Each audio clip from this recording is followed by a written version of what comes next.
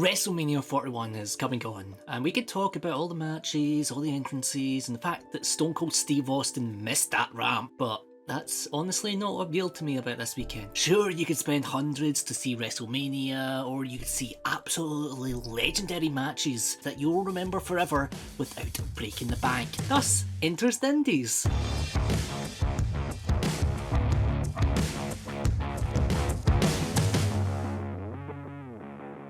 This video is not at these matches are better than WrestleMania and that's why you shouldn't watch your WWE, but it's all about what I will remember personally and matches I will actively go back and rewatch. But before we get on, this isn't a top 5. These are just 5 matches I want you to go check out, and it's very much my taste in matches. Listen, I'm not much for big matches people say that are the greatest all time when, you know, I could just go see Grado versus Drew over and over again. And yes, Joe Hendry appearing was the moment that got me the most excited out of anything that happened at WrestleMania. It was an absolute joy to see Joe Hendry get this opportunity and was one of my highlights of the weekend. Anyway, here is the best WrestleMania weekend matches that didn't happen at WrestleMania. Oh yeah, and if you enjoyed this video and want to see like more like it, just let me know. Yeah.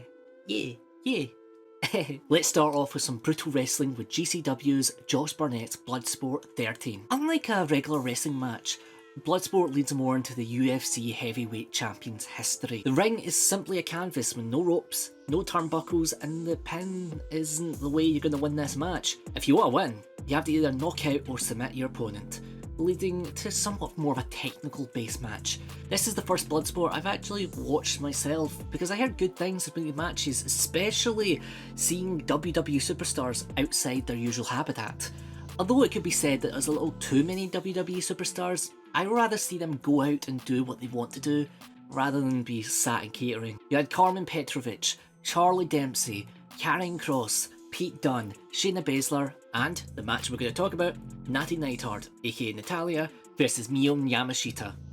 As much people focus on Nattie leaving the WWE bubble for the first time in a long while, Miyu had one hell of a weekend. The Yoshi star competed here, fought Suzuki for the Princess of Princess title, and faced Konosuke Takeshita, voice actor's favourite wrestler, and Masha Slamovich, the current TNA Knockout World Champion, alongside Shinya Aoka. This match could have made the list for this moment alone, but I chose the match because Nattie shows what the Heart Dungeon is made for, creating excellent wrestling matches. This is a technical masterclass, and although Nattie took the win, both looked absolutely solid, and it just made me glad to see Nattie do something more. Sure, they can make others look fantastic, and love to give them the opportunity to let them glow. I do wonder if this will be the last time a trainee from the Heart Dungeon is to appear on this list. The greatest of all time, the pinnacle of wrestling, who's faced against title champions all over the country. The world is theirs to control, with skills that mortals only can dream of. One name, Kid Bandit.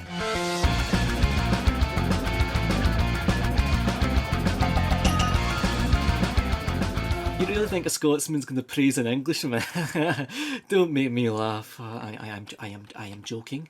I'm joking, please. Zack Sabre Jr. would literally kill me with Barry from EastEnders. Zack Sabre Jr. is one of the greatest wrestlers of all time and a technical master. He has achieved so much, like the legendary IWGP World Heavyweight Championship. He is the pride of British wrestling, but their opponent? She shines just as bright. Kid Bandit, a graduate from the Nightmare Factory, can only be described by a term I like to use, a flippy folk. You know those wrestlers seem like they accidentally clip themselves to the side of the ring and then just go flying across the mat in seconds? She is also a weeb. Like, I have no position to talk here, but Kid Bandit's whole gimmick and life is anime. She's an avid cosplayer. With this match, she entered as Johnny Silverhand from Cyberpunk 2027. aka Keanu Reeves. Her interest in music is Amelie's remix cover of Crow Angel Thesis from Evangelion. Yes, I have this exact song in my playlist because Amelie's covers is what I listened to in high school. And signature moves inspired by anime, like the Reaper Death Seal, named after one of the moves in Naruto. However, there lies the flaw. She may be an anime character, come to life, but like all anime characters, their fighting style is meant to be special. They aren't known to be a grappler, to take things slow, to slow things down, because Slowing things down is a filler arc, after all, and we just want to see massive fight scenes. The mirror is Zack Sabre Jr., a technical master whose career has reached places further beyond, while Bandit will need to go plus ultra just to be able to survive. The protagonist versus the submission master. Immediately as the bell rings, we see ZSJ do what he does best and begin to grapple when we see Bandit. Bandit doing the exact same thing, leading to an excellent showcase of both, with Zack Sabre Jr. trying to lock in submission, Bandit squeezing out, but you can see the one thing the master is aiming for: the legs, the main power of the protagonist. Escaping, we see a flurry of offense from Bandit, but all it takes is a simple grab from ZSJ, who knows how to expose a weakness. They are the cervicore to the Titan's neck. We slowly see over the match, we see Bandit put everything and every fibre of her being into this match, trying to prove to Zack Sabre Jr. you should never underestimate her, with her submission of the Reaper Death Seal only being stopped by a rope break. Kid Bandit managed to rope break Zack Sabre Jr. Zack, Heen isn't the villain here. They aren't a villain after all, they are more of a force of nature. One to test Kid Bandit, even simply pushing her to give up. But Bandit doesn't. She snaps back, leading to ZSJ wondering, why isn't this an easy fight? A pipsqueak like this against someone like him? Impossible. But that is what Bandit is. The impossible. However, like I said, well, anime characters need a wind-up. All it takes this Brit to do is one simple leg grab, rolling up Bandit tight for the win.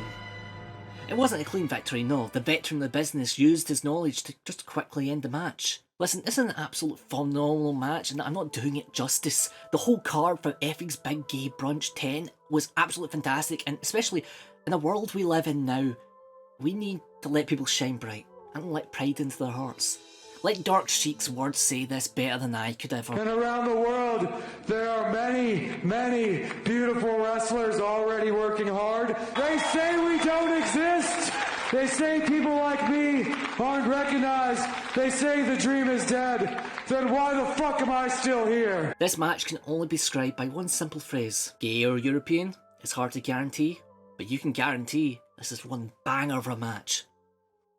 This third match is why I had to clarify at the start that if you don't like my taste in wrestling, then you can hold your wish. I look at me. You think my taste in wrestling's anything but silly, but with heart, then you're an idiot. Like, I made a video a few years ago about the Chapel Roan of wrestling and focused on storytelling rather than on the actual matches. Like, my favourite Money in the Bank match of all time is the 2020 Titan Towers one, because I just really want to pitch like a Money in the Bank style match, but it's like an amazing race where they have to go like this massive distance and where was I? Ah yes, let's talk about how a murderous grandpa fought a doll.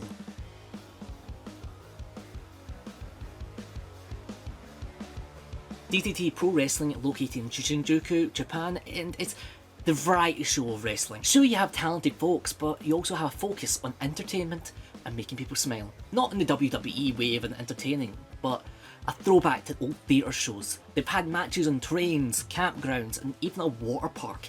And that's not even talking about match stipulations. Oh yeah, and there's the Iron Man heavy metal weight champion, which is like when WWE did the 24/7 championship, but it's if people who aren't cowards are in charge. Like, I kid you not, these are the most fun things in wrestling. Like, if you can't appreciate a title that's won by a monkey, a YouTube channel, and the title itself, you're weak. Speaking of one of those winners, Yoshihiko is one of the ones that has won it several times. And listen, I'm not joking when I say this, it is on my list of one of my favourite wrestlers of all time. And yes, they're a doll. They've had a vast history and faced many legends like Kenny Omega, Kota Ibushi, and they're both incredible matches. Like, I go into wrestling because it's theatre. It's, you're watching ballet, but hitting each other hard, and anyone that's able to keep up talent and incredible skills of Yoshihiko, they deserve their flowers. And after everything they've done, it's about time Yoshihiko decides to face the holder of the DDT Universal Championship, the King, Minoru Suzuki.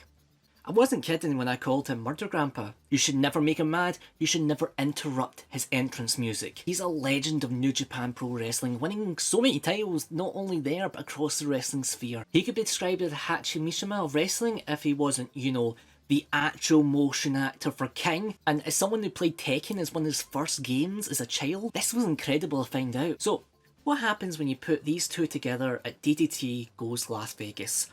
You get a 15-minute barn burner. First, just a brutal showing. Suzuki just ragdolling his opponent, leaving him still unable to fight back, but however, Yoshihiko is a genius. They play possum, rolling up and being sneaky, having the absolutely wild endurance, more than any other wrestler. High flying, a brutal affair, and to break character here, this match is nothing without the audience. The crowd has to believe it's real to be able to connect to it, and that's what Yoshihiko does. They're the embodiment of the crowd's spirit and joy. Yoshihiko's brutalised, a crimson mask on their face, but they keep pushing. But sadly, the murder grandpa comes up on top. The promo from Yoshihiko afterwards says it all.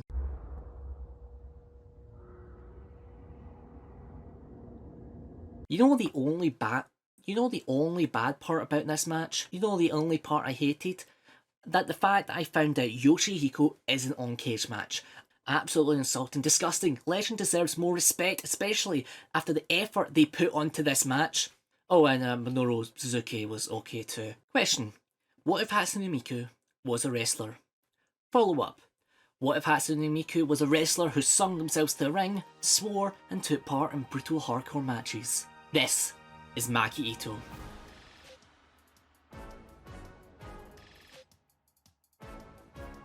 She's no regular Yoshi wrestler. She's the cutest in the world, mixing both Japanese idol culture with the sadistic brutality of wrestling. The fired idol has been around the world and always takes the spotlight, and is up there one of my favourite ones to watch.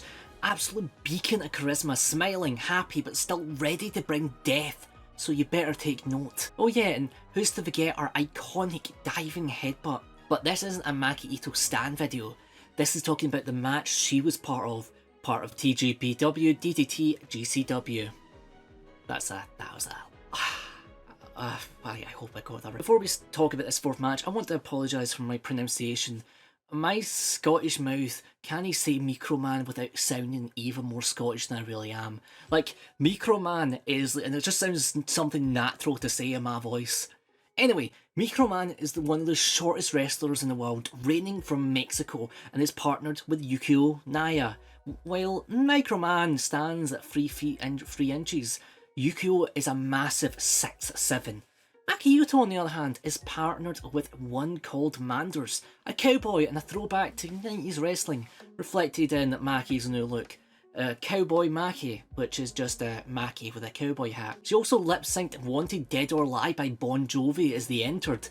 The match begins with a cue-off between Microman and Maki Itoh, and it's just this all the way through. It's just fun, with the heelish Itoh laying into Microman, taking bites of his finger. After tags, Yukio steps in as the powerhouse, and it leads to one of the greatest spots Maki Itoh does. The crying. Itoh begins to cry after Naya strikes, but not only did she cry, so does Microman, Manders, and even Yukio himself. The match ends with a massive splash from Microman onto Maki Itoh to take the win. Listen, I don't want to go into all details in this match, like all of them, but please just go watch the match if you just want a chance to smile throughout, because there's so many other spots I didn't mention. Also, I've seen the clip of Manders at Drag Race Vegas with Ginger Minge. What an ally. What an ally he is. I just want to quickly take this moment before we talk about our fifth match to talk about two moments that happened during this weekend. First was Fuego del Sol's retirement, which is, I hope, is just the retirement of the character as he's unmasked after his loss. Meanwhile, one of my favourite tag teams, MXM, got criticised for cheering for LA Knight's loss at Wrestlemania, which they're absolutely based for, and they're so cool for that.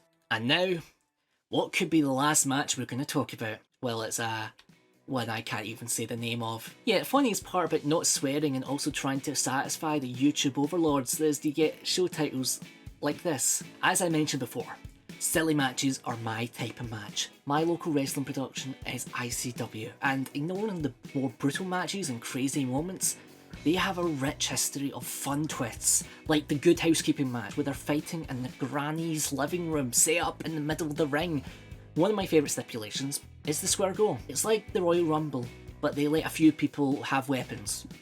Quite simple. Well, this match is even bigger than that, and is separate from the main Joey Janela's Spring Break card.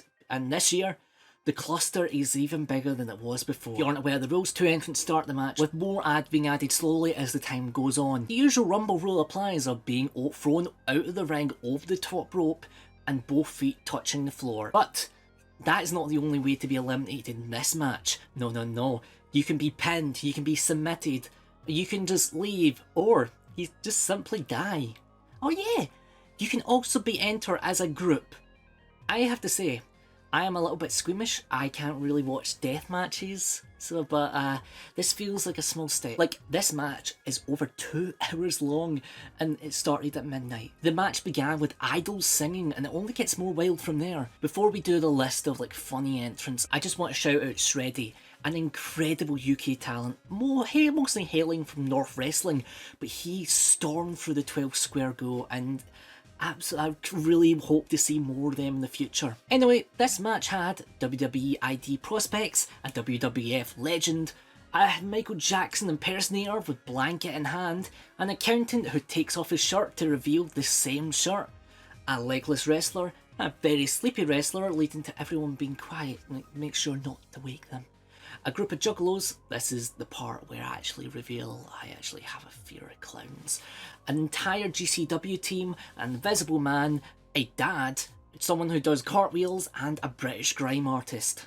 We also get to see Yoshihiko in the match, as well as one called Manders, Masha Slamovic, and Kid Bandit, all having strong showings in this match. Microman appeared alongside the Mexicals, who Microman actually won this match type last year. However, none of these folks won.